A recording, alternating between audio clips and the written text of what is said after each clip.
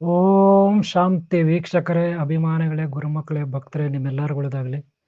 ನಾಗ ಸೃಷ್ಟಿ ಲೋಕಕ್ಕೆ ನಿಮಗೆ ಸ್ವಾಗತ. ವೀಕ್ಷಕರೇ, ಪ್ರತಿ ಪ್ರಾಣಿಯಲ್ಲೂ, ಪ್ರತಿ ಗಿಡ ಮರ ಬಳ್ಳಿಯಲ್ಲೂ ದೈವತ್ವ ಇರುತ್ತೆ.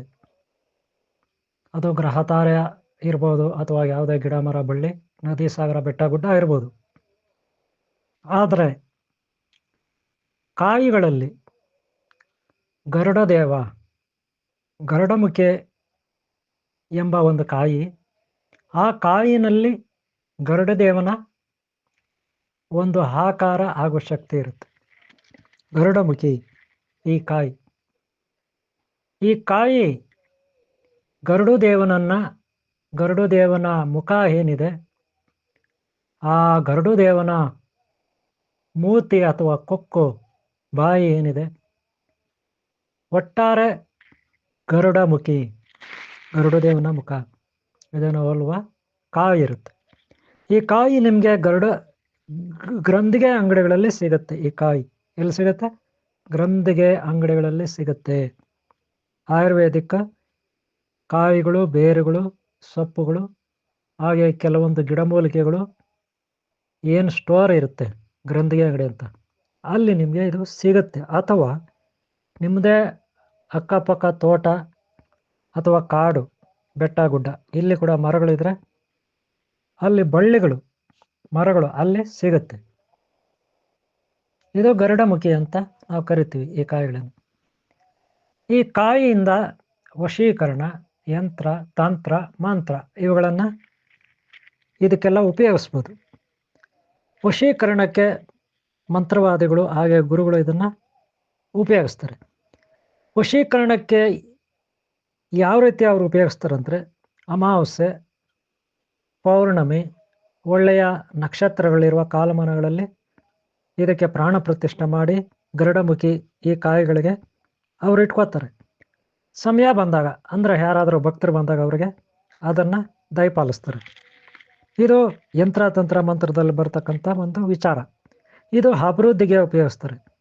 ಇದನ್ನು ಹೂವಿನ ಹಾರದ ಥರ ಮಾಡಿ ಈ ಕಾಯಿಗಳನ್ನು ಮನೆ ಬಾಗಿಲಿಗೆ, ಅಂಗಡಿ ಬಾಗಿಲಿಗೆ, ಅಥವಾ ಯಾವುದೋ ಫ್ಯಾಕ್ಟ್ರಿ, ಯಾವುದೋ ಹೋಟೆಲ್ಲು ಅಥವಾ ಗಾಡಿಗಳಲ್ಲೂ ಹಾಕೋಬೋದು. ಒಟ್ಟಾರೆ ಇದು ದೃಷ್ಟಿಗೆ ಆಗುತ್ತೆ, ಶತ್ರುನಾಶಕ ಆಗುತ್ತೆ.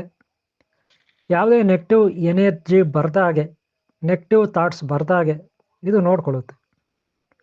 ಹಾಗೆ ಆಕರ್ಷಣೀಯ ಶಕ್ತಿ ಕೂಡ ಇದರಲ್ಲಿ ಇರುತ್ತೆ. ಒಟ್ಟಾರೆ ಶತ್ರು ಶಕ್ತಿ ನಾಶಕ್ಕೆ ಇದನ್ನು ಬಳಸ್ತಾರೆ.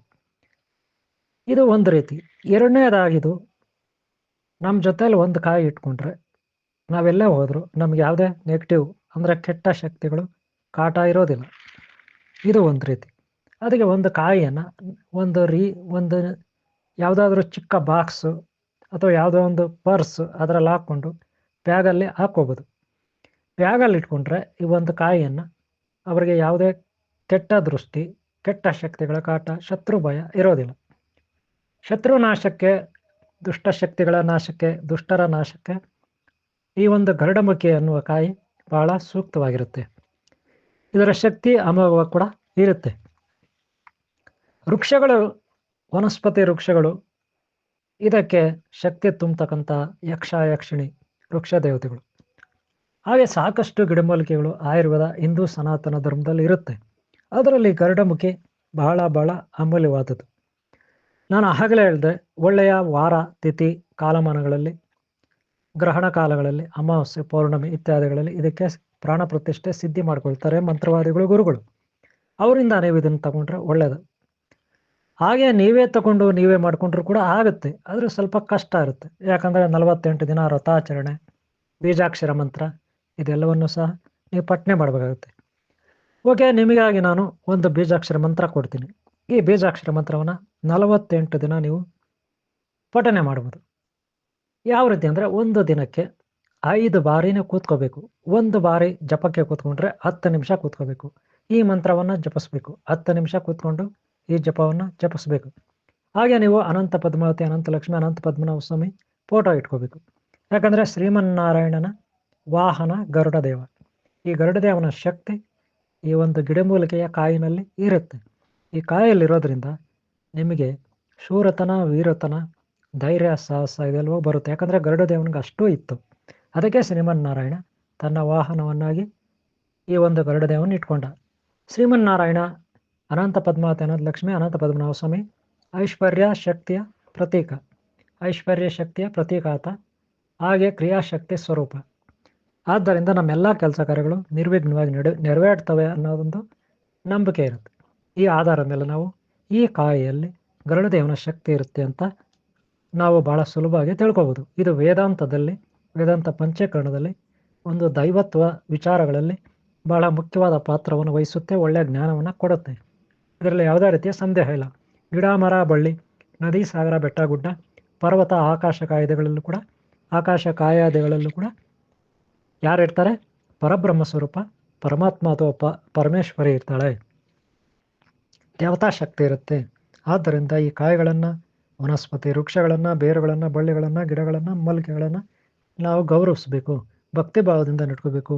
ಅವು ನಮಗೆ ದೈಹಿಕವಾಗಿ, ಮಾನಸಿಕವಾಗಿ, ಭಾವನಾತ್ಮಕವಾಗಿ, ಪಾರಮಾರ್ಥಿಕವಾಗಿ ನಮಗೆ ಸಹಾಯ ಮಾಡ್ತವೆ, ನಮಗೆ ರಕ್ಷಣೆಯನ್ನು ನೀಡ್ತವೆ.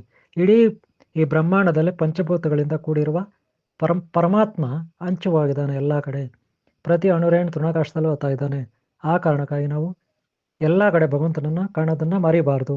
ಇದು ನಮಗೆ ನಮ್ಮದೇ ಆದ ಅಮೂಲ್ಯವಾದ ಹಿಂದೂ ಸನಾತನ ಧರ್ಮದ ಗುರುಗಳು, ಮಹಾನ್ ಮಾತನ್ನು ನಮಗೆ ತಿಳಿಸ್ಕೊಟ್ಟವ್ರೆ. ಇದನ್ನು ನಾವು ಫಾಲೋ ಮಾಡಬೇಕು. ಓಕೆನಾ? ಓಕೆ, ನಿಮ್ಗೆ ಒಳ್ಳೆಯದಾಗಲಿ. ಈ ವಿಡಿಯೋ ನಿಮ್ಗೆ ಇಷ್ಟ ಆಗಿದೆ ಅನ್ಕೊತೀನಿ. ಈ ಒಂದು ಸಣ್ಣ ಮಾಹಿತಿಯನ್ನು ನಿಮ್ಮ ಮುಂದೆ ಇಟ್ಟಿದ್ದೀನಿ. ನಿಮ್ಗೆ ಇಷ್ಟ ಆದರೆ ಈ ವಿಡಿಯೋಗೆ ಒಂದು ಲೈಕ್ ಕೊಡಿ, ಹಾಗೆ ಹಿಂದಿನ ಭಾಗಗಳು ನೋಡಿ, ಹಾಗೆ ಮುಂದಿನ ಭಾಗಗಳು ನೋಡಿ. ನಾನು ನಿಮಗೆ ಬೀಜಾಕ್ಷರ ಮಂತ್ರ ಕೊಟ್ಟಿದ್ದೀನಿ. ಈ ಮಂತ್ರವನ್ನು ಜಪಿಸಿ. ನಿಮ್ಗೆ ಒಳ್ಳೆಯದಾಗಲಿ ಅಂತ ಹೇಳ್ತಾ ಈ ಒಂದು ಕಾರ್ಯಕ್ರಮನ ಇಲ್ಲಿಗೆ ಮುಗಿಸ್ತಾ ಇದ್ದೀನಿ. ಓಕೆ, ನಿಮ್ಗೆ ಒಳ್ಳೆಯದಾಗಲಿ. ಓಂ ಶಾಂತಿ, ಓಂ ಶಾಂತಿ, ಓಂ ಶಾಂತಿ.